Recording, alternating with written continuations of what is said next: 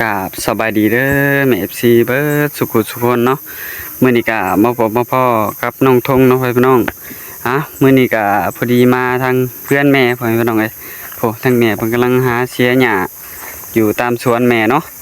โดยโอ้น้องสาวเพิ่นก็มานำพ่อพี่น้องเอ้ยสบายพากันไปเอารถถีบเนาะแต่ว่าทางน้องทงเป็นผู้ปั่นรถถีบ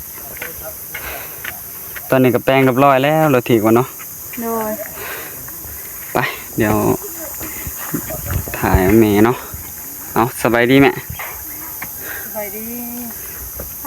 ต้นกำลังเชียร์หญ้าบ่ไอ้ทองอยากได้เนาะอยากได้มาปลูกมักโม่ว่าสิเอามาให้ปลูกอยู่ยังบ่ได้เอามาเอามื้อนี้บ่ได้ไปตัดพื้นบ่แม่ไปแต่ตอนเช้าตอนแรกไปแต่ตอนเช้าตอนนั้นนั่นแหละเจ้าห้องจักนั่นแหละบ่แถวนี้เพิ่นบ่ให้เอาจักตัดเฮาก็บ่กล้าตัดแล้วบ่เดินไปเจอผมก็เฮามีเอาเลื่อยตัดเนาะแม่นโหทางแม่เพิ่นเชียร์หญ้าค่ะคือดีนะคือฟ้าเลยมักแตงแม่เพิ่นเป็นหมากเลยดิเป็นมักแตงเป็นหมากเลย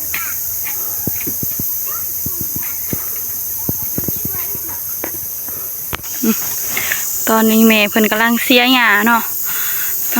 โธ่แม่เพิ่นปลูกหลายแห้งเนาะเครื่องปลูกทั้งแม่เพิ่นโอ้เต็มเลยมีหอดมะเขือดินบ่ได้นี่มีหอดมะเขือดินบ่อยทงค่ะเดี๋ยวไปเบิ่งกันเนาะมีหอดมะเขือดิน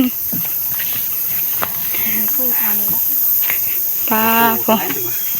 เต็มเลยโดนบ่มันสิเกิดหมากอันนี้ชิลีนนะแม่มันใหญ่ต้นมันใหญ่พุ่นแล้วอันนี้ยังต้นน้อยต้นมันท่วมหัวพุ่นป้าต้นเป็นดอกพุ่นยังอันนั้นเรื่องดนจะโดนเติบมาแล้วถึงวันยังหลายเดือนอยู่เนาะเดือน11พุ่นแล้วป้าเดือน11พุ่นอันนี้ก็คือแม่นต้นมะถั่วดินเนาะมีหอดหัวสิงค่ะเบี่ยมหูบ่ป้ากระเบมะเขือเจ้านายมันมาแต่ใส่เบี่ยมหูยิ่งตัวคันนายมะฮอให้โธ่สวนนี้น้อยก็มีเครื่องปลูกหลายเด้อปลูกไว้กินตัวเองนี่แหละอยู่เฮือนก็ว่าสิซื้อมาปลูกใหม่เบิดหน่อยโธ่ไว้จะปลูกเสริมใส่หมกมูกะผ่ากินเลยไหมผ่ากินเลยชุกเลยชุกเลยชุกเลยว่าจะเอานายมาให้จะปลูก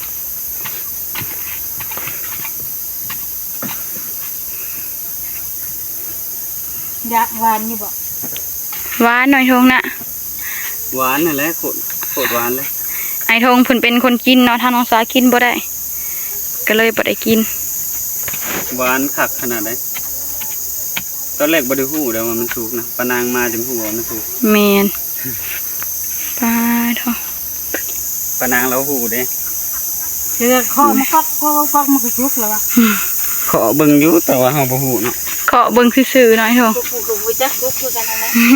เฮามันตายมันก็สุกแม่นเฮาคิดว่าเครือมันซะดอกหนวดมันน่ะตายแล้วแม่นป้าอันนี้ต้นมะถั่วบ่เนี่ยแม่นป้าต้นมะถั่วทั้งนี้เพิ่นเขียวมันกระลามขึ้นหัวเลยเนาะถ้ามันขึ้นนี่ต้นมะถั่วนี่เอากามันเอามาตะบ้านแล้วจะเอามาหลายบ่แม่หรือว่าเบิดเลยหรือว่าเบิดเลยบ่อันเด้อันนั้นเพราะอันยาบักตุ่นอันเด้เลยเนาะเครื่องปลูกของผังถ้ามันออกหมากออกอย่างนี้สิได้กินเลยได้กินหลายอย่างหลายแนวเลยเนาะแม่เพิ่นปลูกไว้หลายอย่างหลายแนวชวนน้องลิ้นกายอยู่เพื่อนเนาะเพิ่นกระหนึ่งข้าวถ่าเฮ็ดกินถ่าทางน้องสากับมิทงก็มาเอารถถีบเนาะรถถีบเมนแรกๆว่าสิให้น้องลิ้นมา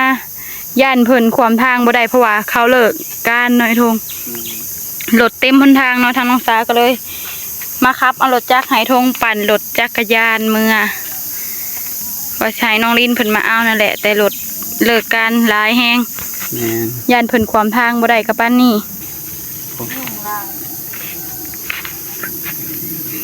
ยุงหลายเนาะเริ่มค่ำแล้วก็ยุงก็เริ่มหลาย เพราะว่ามันค่ำเลย เริ่มค่ำแล้ว มาให้แม่เฒ่าให้อันทั้งหญ้ามาเลี้ยงต่อบัดนี้เลี้ยงอยู่บ่หลานนั่นแหละ เลี้ยง เลี้ยงทาง ที่เลี้ยงไปลูกก็ใหญ่หมดเลย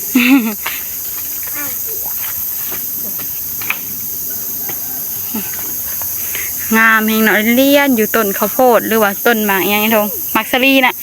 หรือว่าข้าวโพด ไทยนะเขาเอิ้นว่าจังไดวะ ก็บ่ฮู้เนาะอันนี้ก็ไปเบิ่งสวนน่ะทางแม่เพิ่นเลยเนาะโอ้น้องวันดีเพิ่นก็ย่างเข้ามาเบิ่งนำเนาะป้าน้องวันดีย่างก่อน เบิ่งนู่นน่ะ โอ้เลยเต็มเลยเนาะโอ้ไปเบิ่งเลยเนาะ ทางอีแม่ต้มในมึงมี นะ บ่ได้ปลูกได้ต้มแทนบัดนี้ ทางแม่เพิ่นต้มบ่ แม่เด้อยู่นำหมอ ป้าโดทางแม่เพิ่นต้มในหมักมี่กินเนาะผู้ต้ม แซ่บ ใน ได้ ห ใน ม้อ มึงมีนะ แม่ถ้าเฮาต้มกินก็แซ่บเนาะโอ้ไปเบิ่งหมักแตง น้อยที่เป็นบ่ อืม ที่เป็นบ่ที่ลูกน้อง ใช้ทางเขาซะแม่ สำละน้อยนี่ขี่เป็นแล้วได้สำละน้อย ทางเขามีบ่หรือว่าบ่มีทางเขา ก็ขึ้นในแรกทางเขาเนื้อเขาอัดเลย อืมทางแม่เพิ่นอัดเลยเนาะทางนี้ก็หมักแตงทางแม่เพิ่นมาเดี๋ยวทางน้องสาสิพามาบอกโอ้หมักแตง โอ้ ก็ มันแตงใหญ่เลย แม่นป้าโด เอา ย ไป โทษ ตำกินนี่แซ่บเลยนี่ เด้นี่แม่มานี่ก็ป้าโทษ โอ้ อั มัน นี้เราโป๊ะ ใหญ่ ไว้อันนี้เราไว้ให้มันสุก ป้าโทษหมักแตงตัวนี้ก็มีนี่เลยป้าโทษพื้นที่อยู่พี่มันหลายหน่อยทงเนาะก็เลยได้ปลูกหมักแตงหมักอีหยังเนาะเพราะว่ามันเป็นเครือลามแบบนี้ถ้าปลูกอยู่เพื่อนกะมันก็สิหกเนาะ แม่ อืม เพราะว่าอันนี้มันเป็นโพนดินงามนี่มันอยู่ในป่ามันก็เลยปลูกผักปลูกอิหยังก็งาม แม่นพุเป็นหมากเป็นผลไวเนาะหมักแตงแม่เพิ่นก็มาซับหญ้าออกจากหมักแตงเพิ่นนี่แหละยังเหลือจากหมากแม่หมักแตงซะ ท้องสามารถ หมักแตงเหลือ2-3หมาก นี่ก็ใหญ่เลย ไปไอ้ทงอ่ะพาแม่ FC เขาไปเบิ่งไอ้ทงนะไปเบิ่งหมักแตงอยู่ในน้ำแม่พอทางน้องสาเขาไปบ่ได้ดอก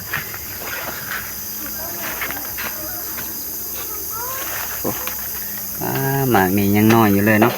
เด้หมังโมนี่ ยังน้อย หมังโมโอ้ตัวนี้ก็หมากน้อยๆหนึงเป็นหลายเนาะของนี้เนี่ยทางทงมันเป็นหมากเดียวนี่ พวกเฮาเป็นแต่หมากเดียวเนาะไอ้ทง แต่ว่าหวานคักได้เลย นอนนี่ตัวนี้ก็ได้ โอ้ทาง ไป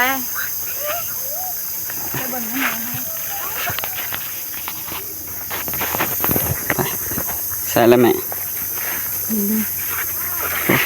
โอ้หมักแตงอัน หมักแตงปลูกพอได้กินหน่อยเท่าไหร่เพิ่นเต็มอยู่กูไอ้ทงหมักแตงเพิ่น เนี่ยหมักแตงนี่ก็หมากใหญ่นะโอ้ขาเฮาบ่มีคนกินก็สามารถเอามาตำกินได้ แม่น หมักแตงก็ โอ้กินข้าวกับหยังมื้อนี้แม่ คนปลาแห้ง ปนปลาแห้งปลาหยัง ตัวนี้ยังน้อยกันก็ปลาไปจังอันแล้วเขาอันหาย เขาให้ อืม นี่นั่นมาจากบ้านผัวมันอีชุดนั่นเลย อืม ใช่ท้องผู้ โอ้มีลายหมักแตงก็เริ่มนั่น เสี แห ย ละ ได้แต่สวนน้อยเนาะ อันนี้มันใหญ่เลยแต่ ใหญ่คักแล้วตัวนี้ เสียได้แต่สวนน้อยทง โปกไว้ โอ้น้องน้อยๆเพิ่นปั่นจักรยานผู้ที่พูดเนาะ มีแต่เด็กน้อยแหละลอยปิดเอาเนาะแบบคนไปอยู่เลยเด็กน้อยเขาลอยปิดเอา มันต้องเอาไปทำกิน โอ้อันนี้ก็ เอาไปทำกิน เครือหมักถั่วนี่อีกบุรนก็เป็นหมากแล้ว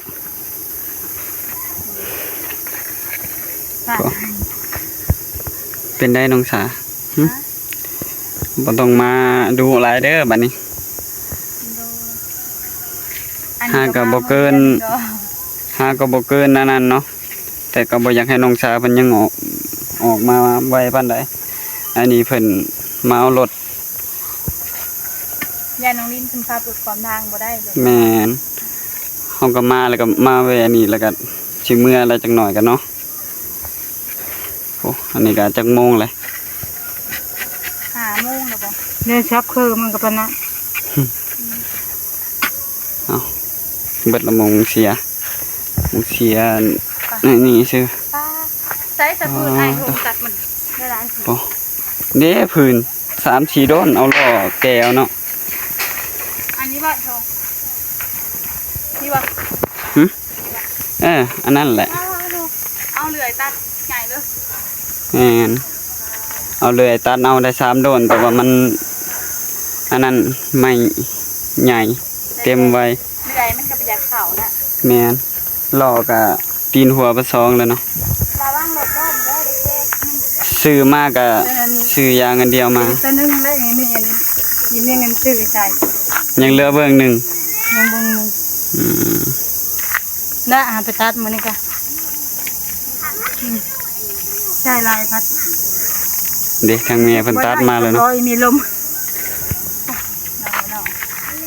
ผู้พากันถีบบ่ถีบเลยน้องละหน่อยพุ่นอย่าเฮ็ดล่มเด้อรถเอื้อยพี่ได้ เดี๋ยวรถเอดินสิไปได้ขึ้น แม่นไม่อันโตเฮาตัดล่มมื้อนั้นน่ะบ่แม่ โอ้โหแม่ตัดมาแล้วบัดนี้เนาะทางทงตัดเอาแต่เงามันก่อน3 ลำตอนน่ะมื้อน่ะ รีบนะแม่ห้าม เตาก็สิใหญ่เติบอยู่ดอกเนาะเพราะว่ายังบ่ได้ต่อออก มาพี่ เอาประมาณนี้ก่อน ยังเหลือต่อเอาอยู่เอาหาปุ๊บ หอดบ่ไปขี่ไปกับกระลือ บัดนี้เนาะต่อโอ้รถก็แปลงเรียบร้อยแล้วเนาะ เปลี่ยนยางในเบิด2อย่างแล้วก็ให้เพิ่นแปลงอ่านเนาะ แม่น น้องวินก็ได้ขึ้นออกห้านแล้วกัน ไปใส่มาใส่ก็ สะดวก สบายเนาะบัดนี้เนาะขี่รถทีไปก็ได้ไปห้าง ห่างจะได้บรรทัด แม่น ให้ไอ้ทงปั่นจักรยานเมื่อเนาะทางฟ้าก็สิขึ้นรถจักรเมื่อ มื้อแรงได้สากินกับหยังแม่ข้าว มันเก้า คนป้าแห่งกันค่ะ ปลาแห้งคือเก่ายังบ่เบิด ส่วนทางน้องฟ้าเคยกินป้าคือเก่า เอาเจ้ายังอันนั้น ยังกินยังบ่ได้ แม่เพิ่นว่าเพิ่นยังสิผากปลามาให้อีก บ่โอ้แดด2มื้อนี้โอ้รถน้องลิงกับแป้งเรียบร้อยแล้ว ผากได้บ่ คักขนาดบาดนี้ ใช่มันก็เป็นบ่ ใส่มันก็เปลี่ยนเบิด ใช่มันจะ ฮะ คือบอกเอาใช่มัน ลืม ว่าจะเอาใส่มันมาดังไผเนาะ แม่นลืมเอามา เพราะว่าข้าวนี่เพราะว่ารถมันก็ร้ายเนาะนั่นทาง แม่นพอดีประมาณจักโมงแล้วตอนนี้4 โมงแล้วบ่ ที่อันมันเท่าไรฮะ เบิดแฮะ 40,000ก็แปลงให้นี่นะ ต้องซื้อยางรวมเบิดกับเซนปลายพุ่นแหละ ไปจ้ะ ตัดพื้น ไปอยู่บ่เจ้าน้ำมื่นนะ ไปอย่างเงี้ย โผน้องวันดีสบายดีน้องวันดี มาโทษนะเพื่อนธนวันดีนะฮะ โอ้ไผนี่น้องละน้อยสบายดีน้องละน้อย แต่ว่าเอื้อยเพิ่นซื้อเกิดมาให้ยังบ่ได้เอามาให้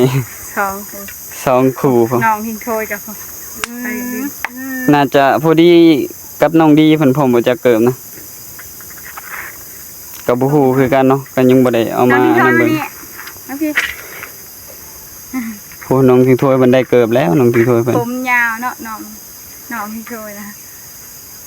ลืม ย้อยเงินพาไปตัดอยู่ยังบ่มีเงิน ลืมพาน้องทิ้งถ้วยเพิ่นไปตัดเลยเอ้าน้องทิ้งถ้วยเพิ่นก็ไปกับน้องแลมื้อนั้นเนาะพี่น้องไปนำน้องแล เขา ก็ ก็ เลย มา บ่ได้ กิน นั่น น้ำแม่ขึ้นเบิดแล้วเขาก็เลยคือเมื่อคืนเดือนนอนที่พี่ บ่ งามก็ได้ นอนนี่บ่ทิ้งโทย เพิ่นไปนำเอื้อยเพิ่นพี่น้องเอ้ย เขาสิไปเลยจะมันสิฮอดใจแล้ว อ้าวกับเพิ่น แต่ว่าอันนี้ เอ้า อยู่นำแม่ ทางน้องทิ้ง มื้อน่ะน้องทิ้งถ้วยเพิ่นไปกับเอื้อยเนาะก็เลยบ่ได้พาเพิ่นไปตัดพี่น้องเอ้ย แต่วันนี้เพิ่นหย่าไปแล้ว บ่เพิ่นยาไปเลย นั่นแหละเป็นหยังหาคือหย่าไปฮะ อยู่ตัดพื้นนำแม่ ไปแล้วครับหึ เป็นหยัง บ่ เพิ่น เพิ่นบ่บากบ่ติงเลย สบายดีแม่ FC ได้ไหมบัดนี้ สบายดีเนาะฮัม เฮ็ดขึ้นหน้าแบบมันอยากนอนแท้บ่ครับ หรือว่า หิวนอนนะบ่ฮะ ก็ เขาสิไปโลนึงก็จะสิกินฮอดไสดอกพอเดียวมาอยู่นำแม่เบิดแหละ นอนตูบหลังเดียว แม่นเข้าก็น้อยเดียวเนาะบ่ฮู้ว่าสิจุด ไป ฐาน โลนึง จุดฐานทันหรือบ่เนาะเพราะว่า บ่ทันดอก พื้นหาก็ได้น้อยเดียวน่าจะยังบ่ทันดอกเดี๋ยวมามื้อหน้าสิเอาหมักโมมาให้แม่ปลูกเพิ่มบาดนี้เนาะทางทงก็สิได้จบคลิปเนาะพี่น้องผู้ทั้งแม่เพิ่นก็ต่อสายไฟมาจากเพื่อนเขาเนาะเพราะว่าสายไฟแม่บ่ถึงพี่น้องเอ้ยก็เลยมาต่อในเฮือนเขานี่เนาะในเฮือนแม่น้องดอนโดยทางลุงทงก็สิได้จบคลิปไว้เพียงเท่านี้เนาะก็ขอบคุณทางแม่ FC เบิดสุคนเนาะทางลุงทงก็ว่าผิดพลาดประการใดก็ต้องขอโทษขออภัยเด้อเนาะทางลุงทงก็สิขอ